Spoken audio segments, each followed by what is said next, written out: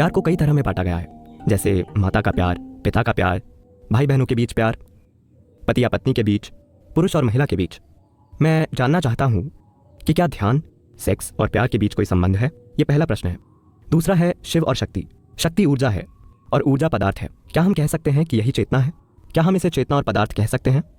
दूसरे सवाल का उत्तर है नहीं, ये गलत है। इस वर्णन में काफी ज्यादा गलतियां हैं। मुझे नहीं पता कि हमारे पास इसे समझने का समय है या नहीं, क्योंकि ये जीवन का एक विशेष आयाम है जिसे सही तरीके से समझना चाहिए। पहले वाले के लिए देखिए, हम इस पर पहले ही बात कर चुके हैं। देखिए, प्यार किसी दूसरे के बारे में नहीं है, इसे समझिए। रिश्ते दूसरों के बारे में होते हैं। हम अलग अलग तरह से लोगों के साथ अलग अलग संबंध रखते हैं, है ना? ये इस पर निर्भर करता है कि हम कैसे काम कर रहे हैं। अब आपका बच्चा आता है तो आप प्यार से उसे पकड़कर अपनी गोद में बिठा लेते हैं। आपका पड़ोसी आता है तो कृपया ऐसा ना करें। पर क्या आप अपने पड़ोसी को बिना उसे पकड़े उतना ही प्यार कर सकते हैं? हाँ या ना? तो आपकी माँ आती है, आप ऐसा करते हैं और अपने प्यार का इजहार करते हैं। आपका कुत्ता आता है, क्या आप अपने कुत्ते को अपनी माँ जितना ही प्यार कर सकते हैं? ओ, वो कुत्ते की माँ के साथ तुलना कर रहे हैं, बिल्कुल बकवास है। मुझे बताइए, जब आप वाकई अपने कुत्ते के बारे में बहुत अच्छा महसूस करते हैं तो क्या ये किसी भी चीज से कम या किसी चीज से ज्यादा होता है? प्यार किसी के बारे में नहीं होता, यह आपके होने का एक तरीका है। लेकिन हम अलग अलग रिश्ते रखते हैं। कुत्ते के साथ हमारा रिश्ता एक तरह का है, हमारी माँ के साथ, हमारे बच्चे के साथ, एक दोस्त के साथ, ऑफिस में अलग अलग तरह के रिश्ते हैं। रिश्ते लेन देन के होते हैं। लेन देन को समझदारी से निभाना पड़ता है। आप सभी के साथ समान लेन देन नहीं रख सकते। ये बहुविवाह है। मुझे बहुविवाह का poster Not you, it's a concept. ये एक कॉन्सेप्ट है। आप अकेले नहीं हैं जो ऐसा करना चाहते हैं। तो विचारों के स्तर पर यह बस यही है। हर रिश्ता एक अलग तरह का लेन देन है ना? और अगर आप नहीं जानते कि उस लेन देन का उद्देश्य और उस लेन देन की प्रकृति क्या है, तो आप उसे जरूर उलझा देंगे। आप उसे जरूर उलझा देंगे। इससे कोई फर्क नहीं पड़ता कि वे आपके कितने करीब हैं। ऐसे कई लोगों के साथ हुआ। लोग सोचते थे कि वे एक हैं और वे कभी अलग नहीं होंगे। उनके बीच भयानक स्थिति पैदा हो गई, किसी और चीज की वजह से नहीं। इसलिए नहीं कि वे बुरे लोग हैं, किसी दूसरी वजह से नहीं। बस इतना, आप सीमाओं को नहीं समझते। आप कुछ करने और होने के तरीके को एक मान रहे हैं। प्यार होने का एक तरीका है। Relationship is a transaction. Transaction. रिश्ता एक लेन देन है। लेन देन को नियम के अनुसार चलना चाहिए। अगर आप लेन देन के नियम तोड़ेंगे तो ये टूट जाएगा। पर आप अंदर से कैसा महसूस करते हैं, इससे किसी का कोई लेना देना नहीं है। दूसरे इस पर असर डाल पाए, ऐसा नहीं होना चाहिए। आपके भीतर, विचारों में, भावनाओं में, शरीर में और आपकी ऊर्जाओं में आपका अनुभव अद्भुत होना चाहिए। आपको ऐसा ही होना चाहिए। अगर आप अपनी भावनाओं में मिठास महसूस कर रहे हैं तो आप हर उस चीज से प्यार करेंगे जिस पर आपकी नजर जाएगी। लेकिन लेन देन अलग होगा। मैं कैसा हूँ, मैं दूसरों के साथ जैसा व्यवहार करता हूँ, मैं आपके साथ वैसा ही लेन देन नहीं कर सकता, है कि नहीं? पर मुझे आपके प्रति अलग भावनाएं रखने की जरूरत नहीं है, क्योंकि मैंने अपने भीतर ऐसा होने का फैसला किया है। तो आपको ये समझना होगा कि अंदर की स्थिति और कुछ करना क्या होता है। अगर आप फर्क नहीं करेंगे तो आप दोनों को मिला देंगे और आपको लगेगा दोनों एक ही हैं। आई लव यू एक झूठा बयान है। मैं प्यार में हूँ, ये ठीक है। मैं आपसे प्यार नहीं कर सकता, ये नामुमकिन है। मैं आपके साथ एक तरह से लेन देन कर सकता हूँ, लेकिन मैं प्यार से भरा हूँ। क्योंकि मैं प्यार में हूँ, इसीलिए लेन देन में भी वही गुण होगा। अगर मैं प्यार में नहीं हूँ तो लेन देन में वो गुण नहीं होगा, है ना? मेरा सवाल आपसी संबंध पर था। सेक्स, प्यार और ध्यान के बीच क्या कोई आपसी संबंध है?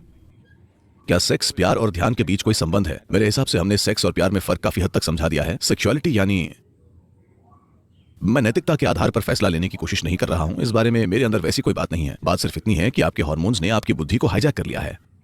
जब आप 10 साल के थे, आपने इस लड़के को या इस लड़की को देखा, वे सिर्फ इंसान थे। अचानक आप 12-14 के हो गए। फिर आपने देखा Changes in the shape of the body or looking like a whole universe all of a sudden. Yes or no? अचानक शरीर के आकार में छोटे छोटे बदलाव पूरे ब्रह्मांड की तरह दिखने लगते हैं अचानक से, आया ना? क्यों? क्योंकि आपके अंदर रासायनिक रूप से जहर घोल दिया गया है। ये प्रकृति की चाल है कि आप किसी तरह बच्चे पैदा करें। ये मत सोचें कि प्रकृति की इसमें दिलचस्पी है कि आप किसी से प्यार करते हैं या नहीं करते। प्रकृति की इसमें दिलचस्पी है कि आप बच्चे पैदा करें, नहीं तो मानव प्रजाति समाप्त होने लगेगी। इसके आसपास सारा ड्रामा जरूरी है, क्योंकि अगर आप बस बच्चे पैदा करेंगे तो आपको जानवर जैसा लगेगा। क्योंकि आप उससे पूरे विकसित हो चुके हैं, इसीलिए आप थोड़ा असहज महसूस करते हैं। तो आप वे सभी गाने गाते हैं। डायलॉग क्या है बताइए, गाना गाइए। आप ऐसा करते हैं ये महसूस करने के लिए कि ऐसा नहीं है, बात कुछ और है। लेकिन नहीं, सेक्सुअलिटी बस यही है। इसे हार्मोन्स धक्का देते हैं। क्या ये अच्छा है या बुरा है, ऐसा कोई निर्णय नहीं है। इसे अच्छा या बुरा बताना आपका काम नहीं है। व्यक्तिगत रूप से आपके लिए सवाल यही है कि ये आपके भीतर कितना मजबूत है। क्या आप उसके लिए अपना जीवन समर्पित करना चाहते हैं या नहीं, ये आपको तय करना होगा। ये ध्यान से कैसे जुड़ा है?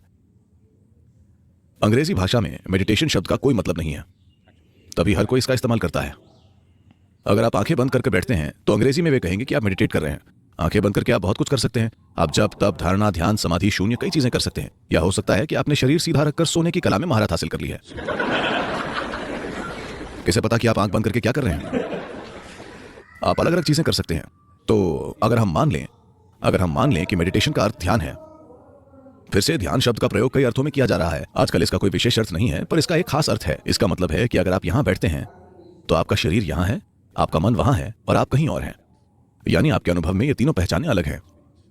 एक बार जब ये तीन चीजें अलग हो जाती हैं तो फिर ये पूछने का सवाल ही कहाँ है कि शरीर की प्रक्रिया, मन की प्रक्रिया, इनका आपस में क्या लेना देना है, क्या कोई संबंध है? ऐसा कुछ नहीं है। अब तो अगर मैं ध्यान करता हूं तो मैं सेक्स नहीं कर सकता, अगर मैं सेक्स करता हूं तो मैं ध्यान नहीं कर सकता। बात ये नहीं है। ध्यान कोई काम नहीं है, ये एक गुण है। अगर आप अपने शरीर, मन, ऊर्जा और भावनाओं को एक स्तर तक परिपक्व कर लेते हैं तो आप ध्यानपूर्ण हो जाते हैं। ये किसी फूल की सुगंध की तरह है। अगर फूल खिल गया है तो सुगंध होगी। अगर कोई फूल नहीं खिलता तो आप उस पर स्प्रे कर सकते हैं, पर सुगंध वैसी नहीं होगी। आपके भीतर से जो निकलता है और जो आप बाहर से पहनते हैं उसमें अंतर होता है, एक बहुत बड़ा अंतर है। ये जीवन और मृत्यु का सवाल है। ये जीवन और मृत्यु के बीच का अंतर है। आप कुछ छिड़काव करके किसी लाश को भी सुगंधित बना सकते हैं, लेकिन वो अलग बात है। आपके अंदर से एक सुगंध फैलाना बिल्कुल अलग है। So meditation is a quality. Its meditativeness is a quality. ध्यान एक गुण है, कोई काम नहीं। अगर मैं ऐसा करूं तो क्या ये ध्यान है? नहीं। अगर मैं ऐसा करूं तो क्या ये ध्यान है? नहीं। अगर मैं वैसा करूं तो क्या ये ध्यान है? हाँ। मुझे लगता है कि यह सुनकर आपको समझ आ जाएगा। एक बार ऐसा हुआ कि इब्राहिम नाम के एक सूफी मास्टर थे। इब्राहिम ने अपने स्थान पर कुछ लोग इकट्ठा किए और वे उन्हें ट्रेन करने की कोशिश कर रहे थे। एक शाम उनके 2 शिष्य मिले। वे निराश थे। उनमें से एक ने कहा, अरे मैं सिगरेट पीना चाहता हूं, पर पता नहीं मास्टर क्या कहेंगे। दूसरे ने कहा, मैं भी धूम्रपान करना चाहता हूं, चलो उनसे ही पूछ लेते हैं। उन्होंने तय किया। उन्होंने अलग अलग जाकर पूछने का फैसला किया। अगले दिन एक शिष्य निराश होकर बगीचे में बैठा था। दूसरा धूम्रपान करते हुए आया। मास्टर ने मुझे धूम्रपान न करने के लिए कहा और तुम धूम्रपान कर रहे हो। मैंने उनसे पूछा, क्या मैं ध्यान करते समय धूम्रपान कर सकता हूं? वे बोले, नहीं। तुम्हारी यही समस्या है। मैंने उनसे पूछा, क्या मैं धूम्रपान करते समय ध्यान कर सकता हूं? उन्होंने कहा, हाँ।